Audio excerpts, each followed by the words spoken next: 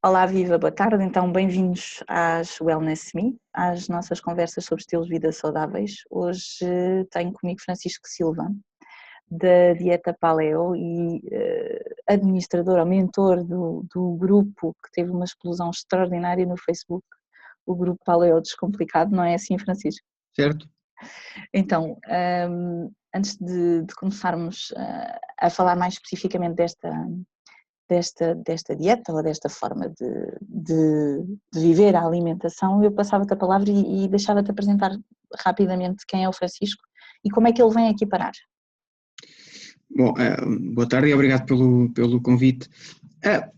Eu não sou, e eu começo sempre por dizer isto, não sou um profissional da área, portanto sou uma pessoa como outra qualquer que tinha um pouco de excesso de peso, aqui há 2 anos atrás, enfim, mais 22 quilos, e que quase por desafio ou por casmurrice, teimosia, com 2 colegas de trabalho, resolvi provar-lhes que a famosa dieta dos 31 dias da doutora Agatha Roquette funcionava.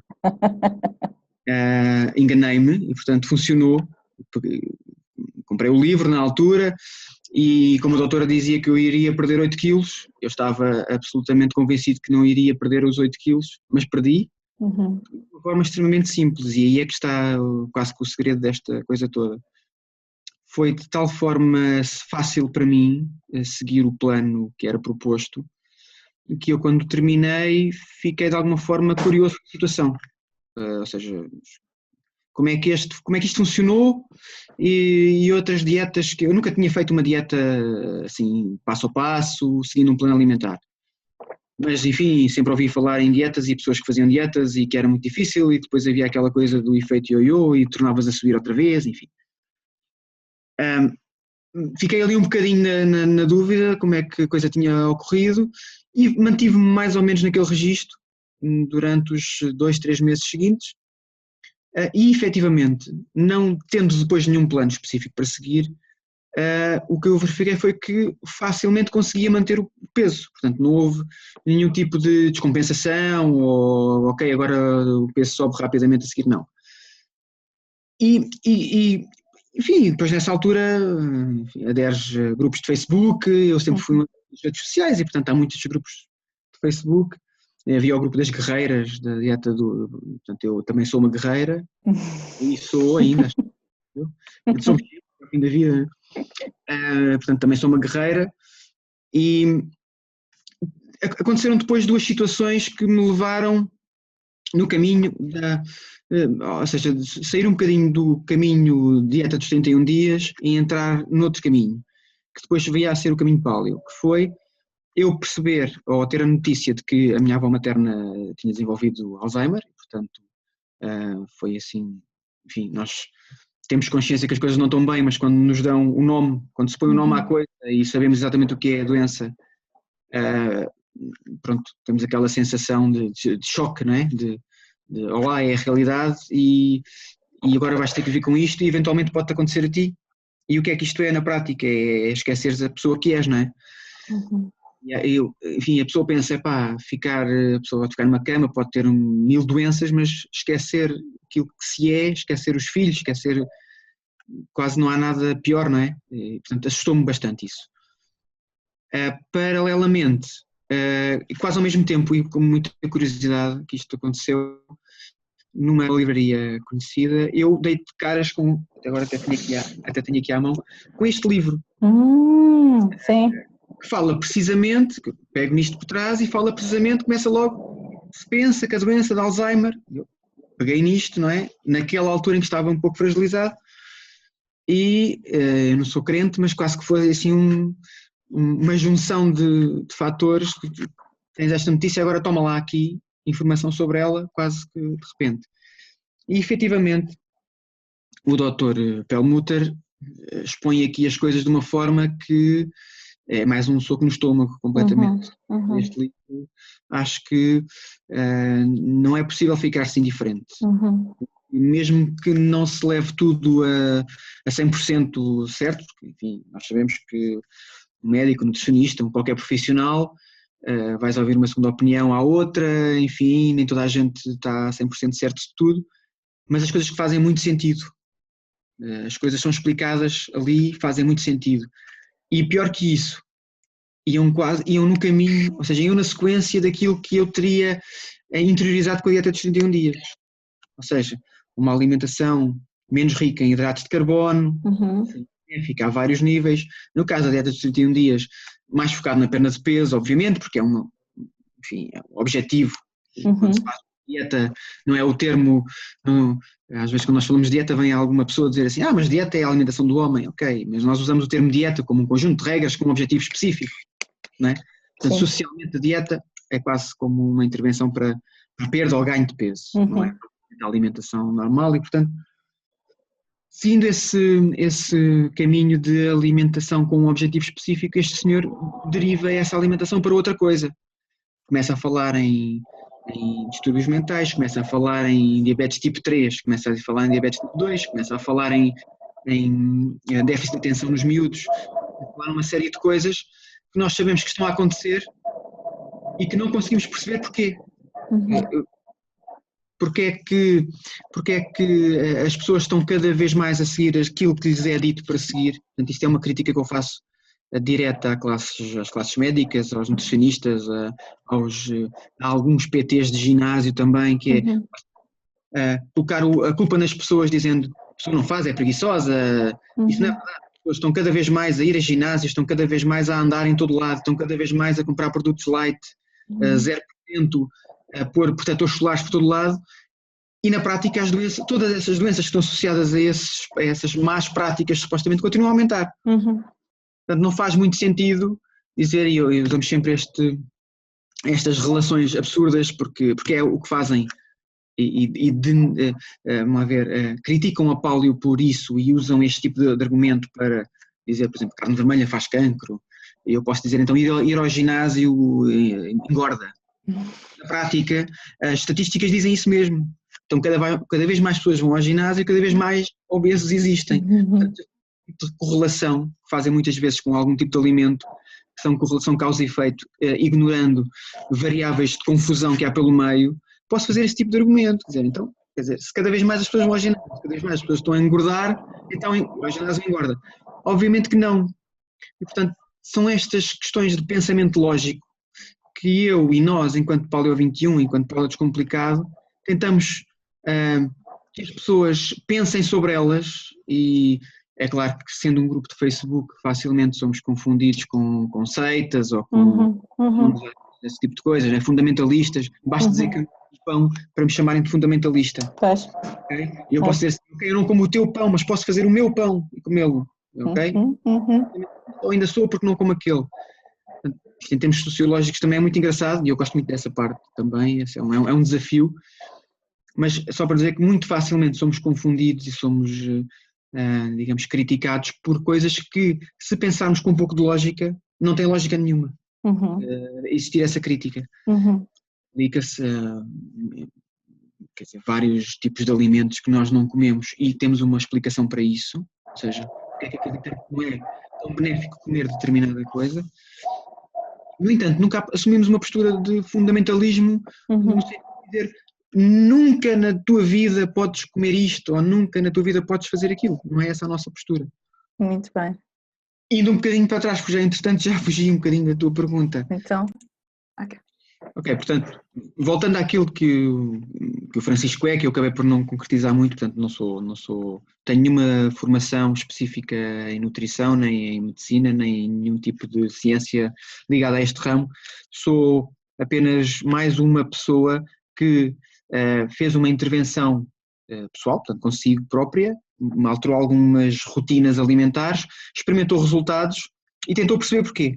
A diferença, eu acho que entre as pessoas alguns fazem e conseguem manter e fazem isso porque sim, e outros fazem e conseguem manter e tentam perceber porquê.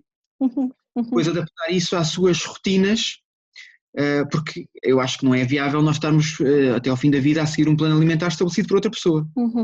Esta é outra crítica que eu faço muito veemente a alguns profissionais, que é o quererem que as pessoas dependam deles. Eu não acho correto que um nutricionista queira que uma pessoa dependa dele para o resto da vida. Ou que ou tente convencer a pessoa de que para estar em forma tem que o contratar e tem que estar. Não é necessário fazer isso. A pessoa pode fazer isso em casa se tiver disponibilidade e conhecimento e capacidade para perceber e interpretar as diferentes fontes de informação que tem. Obviamente, toda a gente é capaz, tem disponibilidade e, portanto, para algumas pessoas, para algumas situações específicas, os profissionais existem. Eu costumo dizer, eu só chamo um canalizador se eu não conseguir resolver o problema do cano. Não chamo um canalizador todos os dias para me abrir o ralo, fechar o ralo. Quer dizer, os profissionais são para ser usados quando necessários. Portanto, eu sou um utilizador da alimentação, aprendi a ver a alimentação com outros olhos, com uma perspectiva de olhar o alimento como combustível e não só como conforto ou como situação social em que comer porque temos que comer. Entretanto, acabei por não concretizar, mas nestes grupos de Facebook tive conhecimento da alimentação paleo, portanto alguém, uma colega, em determinada altura me falou no pequeno almoço de bacon com ovos, que acaba por ser quase como é que se liga à alimentação paleo, fica toda a gente contente, não pode comer bacon ao pequeno almoço, mas há exageros também nisso, não é? Mas a primeira reação é de estranheza, obviamente, alimento paleolítico, não é? O termo presta-se à brincadeira e ao gozo, carne crua e essas coisas, fizemos logo uma imagem mental muito pesada, e foi precisamente por isso que eu resolvi criar o grupo, porque onde estava, e quando comecei a falar deste tipo de alimentação, ou desta filosofia, nós nos chamamos... Foi quando, Francisco? Foi há quanto tempo? Portanto, eu fiz a dieta dos 71 dias em janeiro de 2014 e depois este contacto, digamos assim, com a alimentação paleo surgiu por volta de final de agosto, setembro do mesmo ano. Portanto, estamos a falar de uma história que tem 2 anos, 3 anos, nem sequer 3 anos ainda. Sim, e portanto o grupo foi criado em novembro desse ano, portanto não fez ainda 2 anos. Estamos nesta altura com 163 mil, perto dos 164 mil membros. E, portanto, nessa altura... tudo me pareceu estranho, mas quando comecei a tentar ligar os pontos, digamos assim, a tentar fazer alguma lógica, eu gosto de pensar nas coisas com alguma lógica, não gosto muito que me expliquem e me digam faz assim e eu não percebo porquê, não é? Acho que todos temos de tentar puxar um bocadinho pela lógica das decisões que tomamos. Quando comecei a ligar os pontos, as coisas começam a fazer sentido. E depois quando começas a falar isto com outras pessoas, o que eu comecei a sentir foi via grupos de seguidores da alimentação paleo, aí nesse caso sim, a dieta paleo, tratando este estilo de vida como se fosse uma dieta mesmo, com regras muito fixas, com coisas com o permitido e o proibido. E o proibido, pois. Com o podes e não podes, e isso não me fazia sentido com o conhecimento que eu tinha. Eu sou licenciado em Geologia Aplicada e do Ambiente, portanto não sou também paleontólogo, historiador, o que for, mas tenho algum conhecimento, consigo mais ou menos posicionar-me há 2 milhões de anos atrás, ter mais ou menos uma ideia do que seria o dia-a-dia daqueles povos, a disponibilidade de alimentação que teriam, o tipo de alimentos que teriam. Se calhar vou aproveitar esta deixa exatamente para quem nos está a ver ou quem nos está a ouvir provavelmente não está ainda por dentro do que é, ou tem alguma curiosidade ou ouviu dizer, mas muito rapidamente o que é este tipo de alimentação, Francisco? Existem... Sim, tornando a enquadrar a coisa, estilo de vida. Ok. Porque quando as pessoas perguntam isto, ou o que é que comes, o que é que não comes, por norma o que nós tentamos dizer é tentar primeiro compreender o conceito. E aí é importante a pessoa tentar fazer esta imagem mental de como seria a vida naquela altura. Porque isso, o facto de conseguirmos compreender a disponibilidade de alimentos, o estilo de vida, as rotinas, tudo aquilo, ajuda depois a percebermos que tipo de alimentos podemos comer e como. Porque a maior parte das pessoas tem aquela dúvida, ok, então mas posso comer isto, mas quantas vezes por dia? Não é? Mas que quantidade? E obviamente que esse tipo de pergunta, para um hominídeo que viveria naquela altura, não fazia o mínimo sentido. Ninguém estava preocupado preocupado com quantidades. Se a quantidade estivesse disponível, comeriam até não poder mais. Até acabar. Provavelmente nos próximos 2 dias seguintes não teriam nada para comer. Ok. E o nosso corpo continua programado para reagir dessa forma. Por isso é que nós armazenamos o que está em excesso. Uhum. Ou seja, o corpo está permanentemente à espera de que não vai haver comida a seguir. E quando algumas pessoas dizem que nós estamos adaptados já a um outro... Enfim, que já passaram muitos anos e que o nosso corpo sofreu adaptações suficientes para agora, não é inteiramente verdade. Há algumas tolerâncias que são mais aceitas, mas esta máquina continua a trabalhar com os mecanismos com que foi criada. Portanto, isto está preparado para armazenar, porque vai falhar a seguir.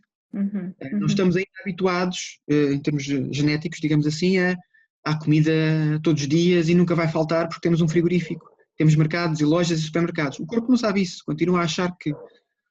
Portanto, colocando-nos nessa altura, o que não tínhamos era garantidamente cereais. Não existia agricultura e, portanto, o homem vivia, e isso também ajuda a tentar perceber o estilo de vida, aquilo que se chamava, e nós aprendíamos isso na escola, a chamada economia recoletora. O homem era um caçador-recoletor, portanto, além de caçar os animais ou os peixes que teria disponível na sua zona, onde estava instalado, digamos assim, durante muito pouco tempo, porque nós sabemos como é que funciona a caça esgota e o homem pegava na sua trouxazinha e iria para o outro lado. A partir do momento em que a agricultura se desenvolveu, foi muito importante porque tivemos o desenvolvimento de sociedades, mas obviamente que no nosso entendimento a nossa alimentação mudou radicalmente. Há precisamente um autor que agora não me recordo o nome que diz que fomos domesticados pelo trigo.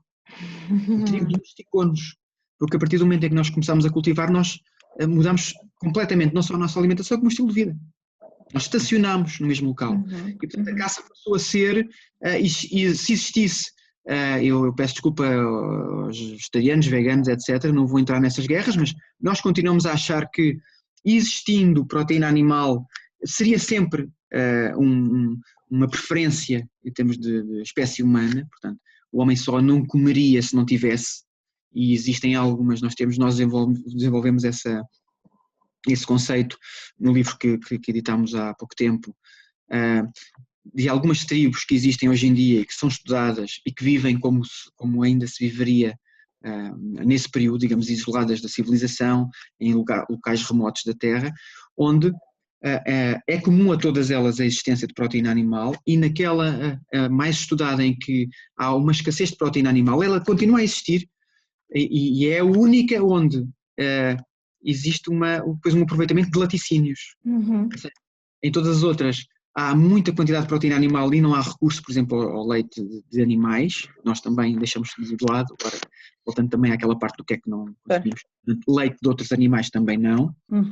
Mas, por exemplo, esta tribo que tem pouco recurso de proteína animal, acaba por aproveitar depois o leite fermentado desses animais que têm à sua disposição.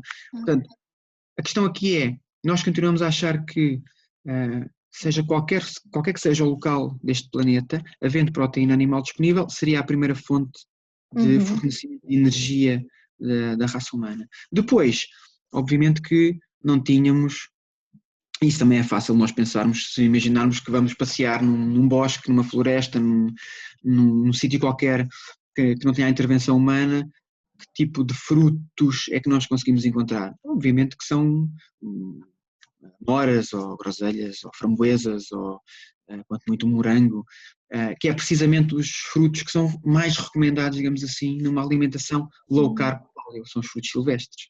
Porque não existiam pomares com árvores de maçãs capazes de dar ao homem uma maçã por dia.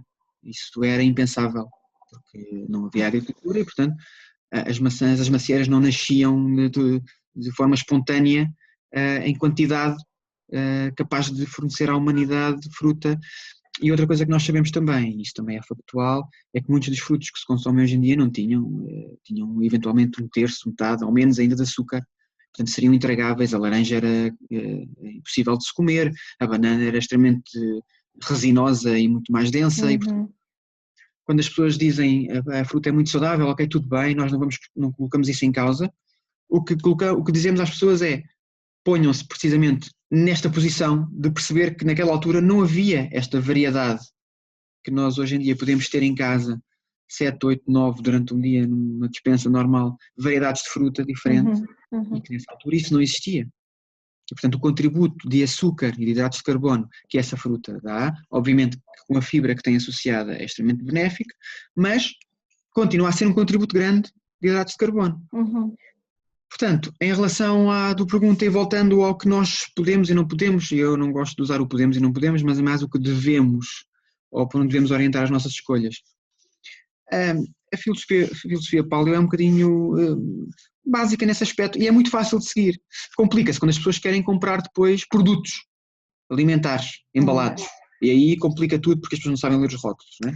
Já podemos ir aí depois. Mas basicamente, os ovos, os legumes, o peixe, a carne, os mariscos, as sementes, os frutos secos, as frutas. Só por aqui temos um leque enorme de variedade.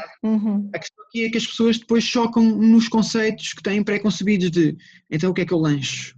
Então o que é que eu posso comer ao pequeno almoço? Porque o almoço e o jantar é relativamente simples.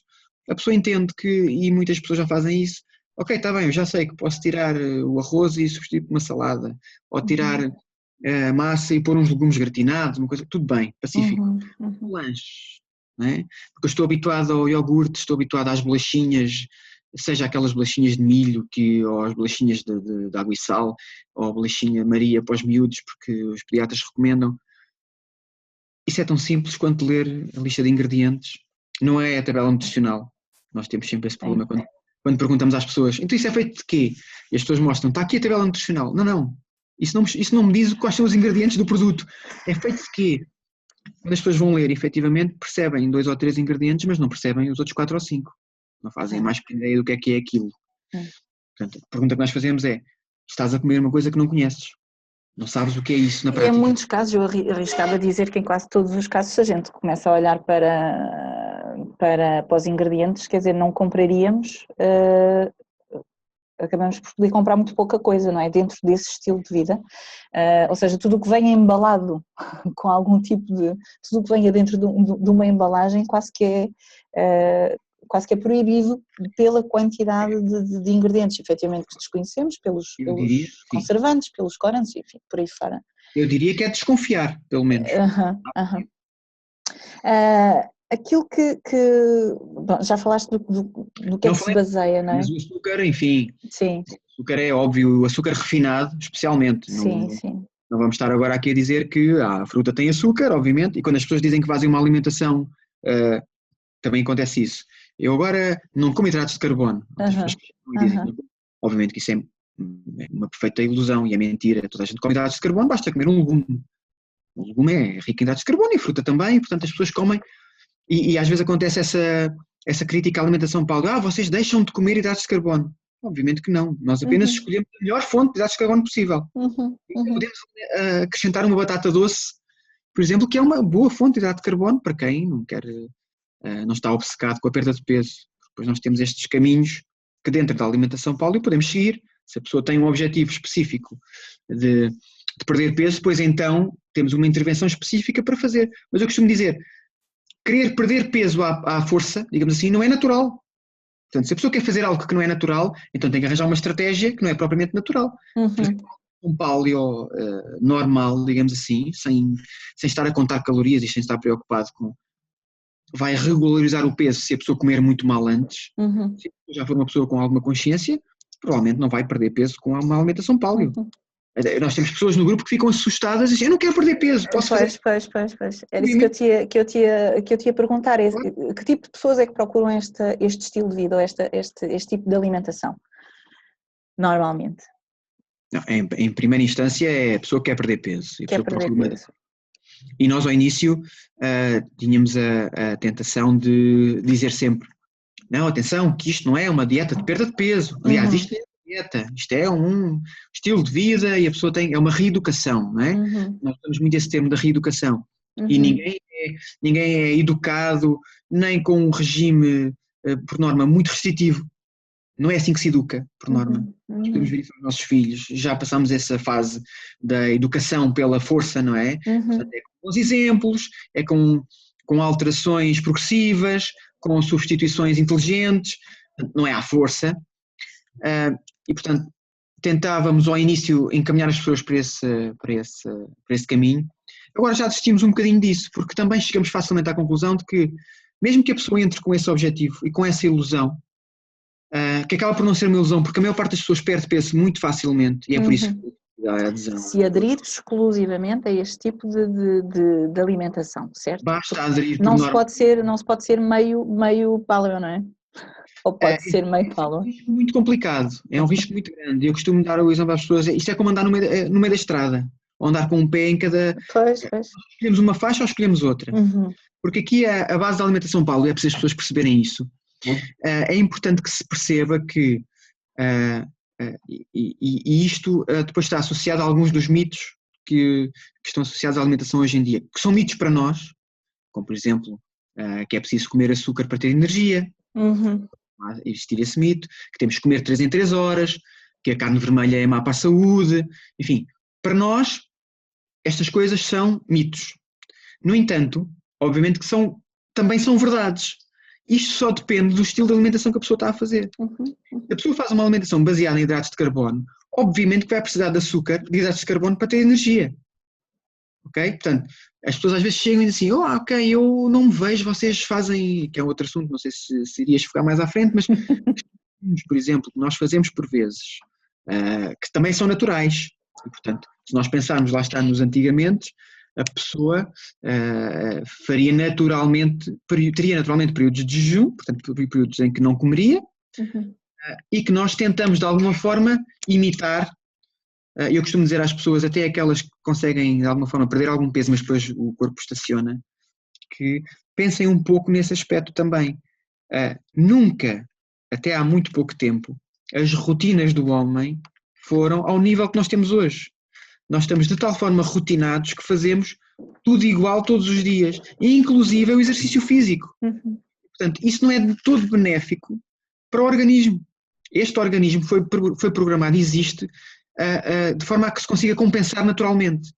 Estar sujeito a stresses imprevistos e não a rotinas.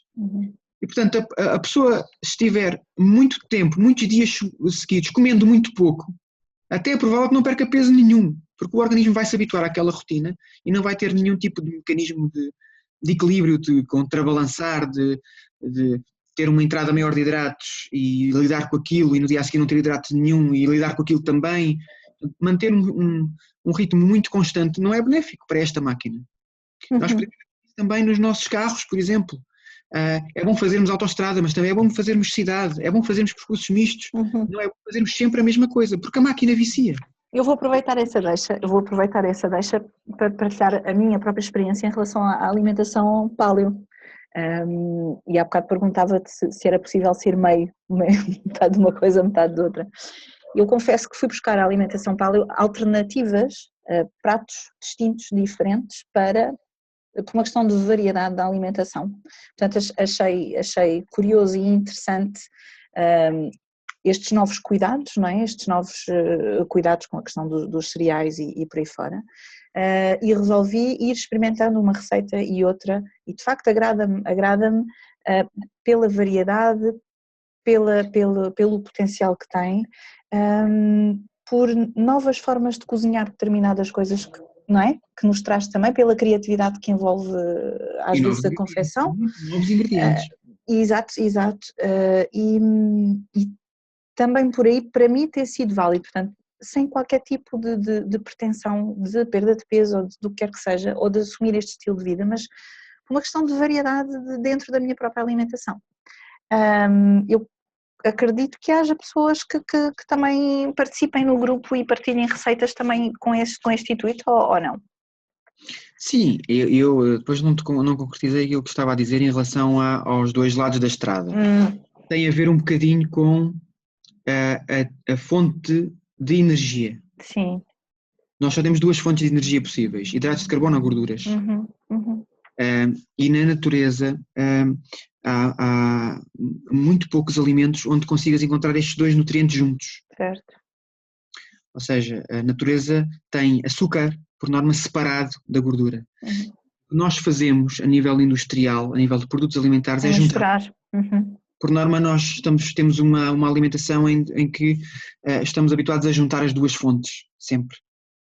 A juntar gordura com açúcar. É muito fácil isso acontecer, sim. A gordura é extremamente calórica e, portanto, daí vem o medo também. A gordura tem mais de 2 vezes as calorias do que o açúcar.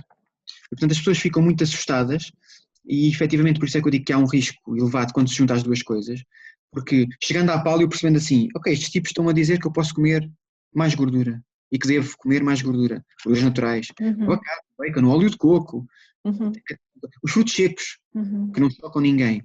E estes tipos comem isto com muita frequência, todos os dias e não sei o quê.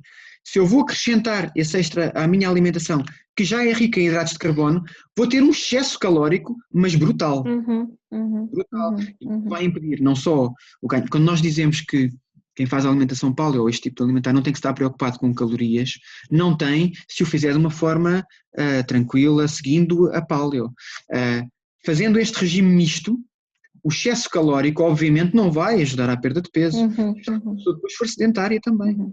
E nós costumamos dizer que o exercício aqui tem o papel, ao contrário do que nos tem sido passado ao longo de muito tempo, e que as pessoas vão para o ginásio com o objetivo de perder peso. O que nós dizemos é, o exercício físico é muito importante em termos de saúde, em termos de perda de peso, não é tão importante como a alimentação. É mais importante ter um regime alimentar correto, complementar com o exercício físico, do que estar preocupado em ter um plano de exercícios físicos espetacular e depois tentar fazer ali uns truques com a alimentação, porque as pessoas fazem isso.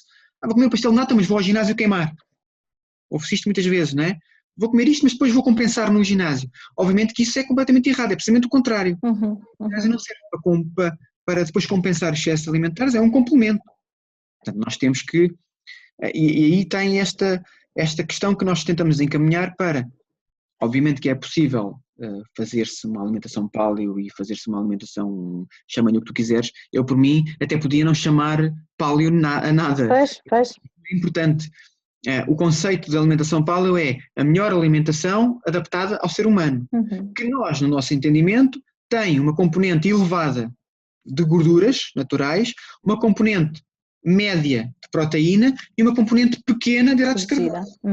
Mais reduzida de hidratos de carbono. Portanto, chamando-se paleo ou chamando-se outra... Aliás, agora estão a aparecer vários outros livros aí com dietas. Outro dia apareceu um senhor americano também com outro nome, basicamente defendia a mesma coisa. E portanto isto vai acontecer agora. A doutora Agatha Roquette não defende a mesma coisa porque tem um pãozinho de manhã e permite algumas coisas como a salsicha, o fiambre, o queijinho do triângulo, eventualmente a Coca-Cola zero, coisas que nós, do nosso ponto de vista, não promovem a saúde. Okay? Podem funcionar para aquela dieta, com aquele objetivo, e obviamente se a pessoa beber uma Coca-Cola zero, em vez de beber uma cerveja, do ponto de vista de perda de peso, digamos assim, eventualmente até a Coca-Cola zero pode ser mais benéfica, porque efetivamente tem calorias, não tem calorias nenhumas, e a cerveja até tem glúten, e portanto, além de ter calorias, tem glúten, pode ser mais benéfico. Portanto, isto é tudo uma questão de estratégia, e em relação ao descomplicado do grupo também, é um bocadinho isto que nós tentamos fazer com que as pessoas façam. Descomplicar. Pensar face à sua estratégia, digamos assim. E neste caso, então, Francisco, para quem queira começar, não é? O que é que aconselhas? Uma pessoa que seja desconhecedora, quais são os primeiros passos a dar para começar numa alimentação paleo? Há uma coisa que eu acho que é fundamental, que é a retirada do glúten. Apesar de haver aí uma guerra e nós temos que relativizar tudo o que é estudo, tudo não, mas a maior parte dos estudos, dos artigos de revistas, de jornais, etc., porque a maior parte deles não se baseia em pesquisas sérias, baseia-se em pesquisas feitas através de sondagens, através de estatística de hospital, digamos assim, não propriamente com grupos de controle, com análises feitas a pessoas. Portanto, são estudos observacionais, era aquilo que eu dizia ao início, não se pode estabelecer uma causa e um efeito, outras coisas. mas a retirada do glúten, nós temos visto ao longo deste tempo todo, além das pessoas terem experimentado isso, eu e as pessoas que gerem o grupo comigo ou que me acompanham há mais tempo, terem experimentado isso na pele, por norma sente-se melhoria imediata. Quer no desinchar, na dor de cabeça que nós não sabíamos onde tínhamos. Só com a eliminação do glúten? Só com a eliminação do glúten. Okay. Eu não tinha nunca tive nenhum problema de saúde grave, e a única queixa que eu tinha, para além do excesso de peso, eram as dores de cabeça diárias ao fim do dia. Então, é o fim do dia de trabalho, mas que eu atribuía naturalmente e toda a gente ao computador. Portanto, eu trabalho à frente do computador, muitas horas por dia, e depois ainda chego a casa e vou para o computador, ou estou no telemóvel, e pronto, aquela coisa que fazemos hoje em dia. E, portanto, curiosamente também nessa altura acabei por comprar uns óculos que acabei por não usar. Dei 200 euros por uns óculos que acabei por não usar, porque assim que parei de comer os alimentos com glúten, a dor de cabeça passou imediatamente. E, portanto, esta resposta, digamos que é uma proteína inflamatória que pode dar-se das mais variadas maneiras. Dor de cabeça, pode ser uma dor numa articulação, pode ser um mal-estar, pode ser inchaço, pode ser as mais variadas formas que o glúten tem de se manifestar. Muitas delas a pessoa nem sequer associa. Que era o que eu fazia, não é? E depois de ler este livro deste senhor, que me diz que o excesso de hidratos de carbono e estas proteínas inflamatórias desencadeiam reações no sistema imunológico que, além de desviar energia do corpo para essas defesas, digamos assim, vão se manter no organismo durante bastante tempo. Ou seja, o facto da pessoa comer este tipo de proteína, ela é dificilmente eliminada, pode provocar danos, digamos, que podem andar ali a causar danos durante algum tempo. Portanto, esta retirada do glúten é fundamental. O que é que por norma as pessoas fazem? Que eu fiz também e que agora temos tendência para avisar as pessoas para não fazerem com tanta frequência, mas efetivamente é uma questão estratégica. Eu costumo dizer às pessoas, se estás a fazer isso de uma forma estratégica, com o objetivo de ir diminuindo à medida que o tempo passa, tudo bem. Agora, não vale a pena nós deixarmos um pão que tem glúten e passarmos a consumir um pão que não tem glúten. Fazemos isso para a vida. E menos lógica tem se vamos trocar por um pão que não tem glúten comprado. Porque há muito poucos pães sem glúten que não sejam ainda piores do que um pão. Lá está. Um pão com glúten tem 3 ou 4 ingredientes e um pão sem glúten tem 10 ou 12. Exato. É como beberes um iogurte magro ou um iogurte normal. O iogurte magro, tirando-lhe a gordura, eles vão ter que acrescentar mais 4 ou 5 ingredientes, porque têm que acrescentar sabor, têm que acrescentar textura, têm que acrescentar muita coisa que a gordura dá naturalmente. Portanto, ao processar aquele alimento para lhe tirar um dos seus nutrientes ou um dos seus constituintes, digamos assim, vai ter que se artificialmente manipular aquele produto e torná-lo... O que não é necessariamente melhor. O que não é melhor, porque nestes casos, por exemplo, da alimentação sem glúten, por norma até o açúcar aumenta. Ou seja, o glúten sai, mas aumenta o açúcar. Portanto, isto não é necessariamente verdade. Agora, também não podemos generalizar, porque se eu chegar à minha casa e nós temos, por exemplo, no livro uma receita muito simples do nutricionista que escreveu o livro connosco, o Alexandre Azevedo, que é pura e simplesmente misturar farinha de mandioca com água. Isto é um pão sem glúten, coloca-se no forno quentinho com manteiga, come-se muito bem e, portanto, eu sei perfeitamente o que é que estou a comer, não estou a acrescentar nada, nenhum tipo de açúcar estranho. Obviamente que a mandioca é um hidrato de carbono, não é rica em hidratos de carbono na mesma. Portanto, a recomendação àquelas pessoas que me dizem, ok, agora todos os dias vou comer isto, não é muito boa ideia. Se pretendes perder peso, por exemplo, não é muito boa ideia, porque substituir um pão por outro pão, uma farinha por outra farinha, são hidratos de carbono na mesma. Esta tem uma proteína inflamatória e esta não tem. Portanto, por aí há um ganho. Okay? Mas estamos a introduzir no corpo a mesma carga de açúcares, entre aspas, hidratos de carbono, não é? Certo. Fazendo isto, até porque, repara, este é outro truque, não é obviamente prático, ou é muito menos prático estar a fazer pãozinho todos os dias ou parar na mercearia à porta de casa e trazer o pãozinho para cima. Portanto, naturalmente a pessoa vai acabar por, naquele dia não faz, não lhe apetece, não come.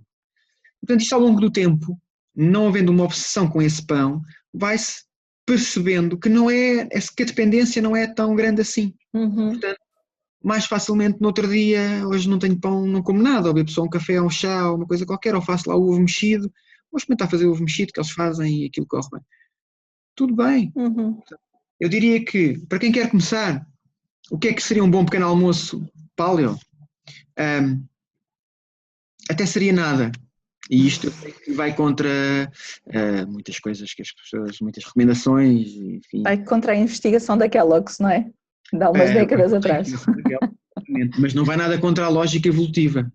Porque obviamente que alguém acordando num período há 2 milhões de anos atrás, o que teria para comer das duas uma, ou restos secos do jantar ou nada. E portanto aquela teoria também de que a pessoa fica fraquinha e tem que comer antes de ir para o ginásio, ou tem que comer porque senão não desmaia, colhe para quem está habituado a comer açúcar, não é? Para quem não está habituado a comer açúcar, basta pensar num qualquer animal no seu estado selvagem. Eu dou sempre o exemplo do leão, da leoa, que o leão é preguiçoso, mas a leoa não. A leoa não come antes de caçar.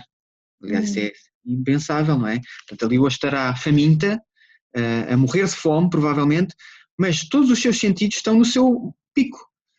Toda a sua força está concentrada nos músculos, na atividade que vai fazer.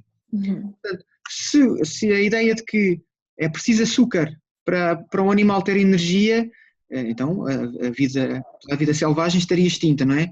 E estes animais que nós vemos hoje em dia, que estão,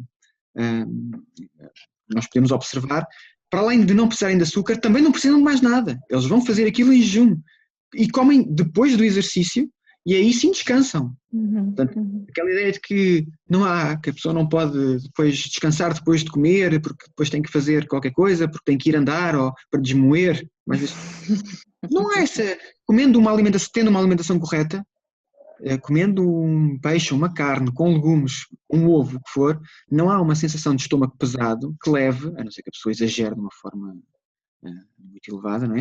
Mas não há essa sensação de estômago pesado que necessita que a pessoa agora tem que ir andar, agora tem que ir desmoer. Não há isso não acontece. Por norma, então estava a dizer, eu diria que uns ovos mexidos com espinafres, por exemplo, um chá, um café, são um pequeno almoço perfeito para quem quer fazer uma alimentação paleo. Depois, claro, que as pessoas dizer, mas o meu médico disse-me que eu só posso comer 3 ovos por semana. Isso está completamente já ultrapassado, esse pensamento. Sim. Basta pesquisar um pouco e eu aconselharia as pessoas a dizerem, se quiserem oferecer o livro Paleo 21 ao seu médico, acho que sim, mas até o Dr. Google, como nós costumamos dizer, tem já completamente desmontada essa questão. Até a questão do colesterol, mas pronto, a questão dos ovos, eles já foram, acho eu, completamente liberalizados. Vou dizer que se recomenda que a pessoa coma 10 ovos por dia. Obviamente que também não há necessidade desse exagero, até pode não ter mal nenhum, mas não vejo necessidade de termos esse tipo de recomendação. Nós na Paleo Descomplicado, Paleo 21, o que promovemos é variedade, sim, sem entrar em exageros, não há nenhum grupo nutricional que nós que nós achemos excluído. Que esteja excluído, isso não há.